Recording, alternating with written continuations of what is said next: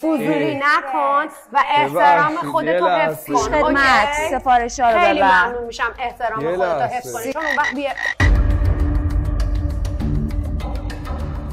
لول خانوادگیت اینو ایجاب میکنه که این حرفو بزنی. تا دیروز شلوار 6 جیب میپوشید، الان واسه من لباس کلاسیک میپوشه. من اصلا ازت تعجب میکنم. خب بابا ول نمیکنه.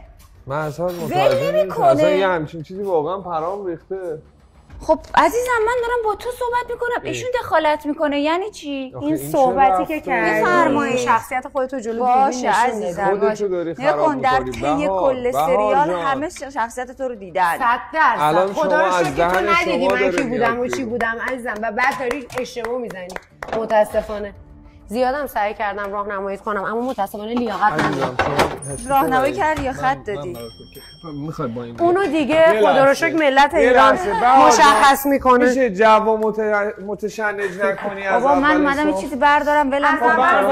اتاق میکاپ اینجوری شده. نمیشه داغه عزیزم داغه. ای بابا البته حق داره. خب سفارش رو ببرید دیگه توش نمیره تو وجودش همچین چیزی. میخواد یه جوری یه خودنمایی بکنه ولی خب خدا رو شکر. عزیزم من شروع نکردم، من با ایشون کاری ندارم، ایشون شروع نکنه من باش کاری ندارم، تموم شد.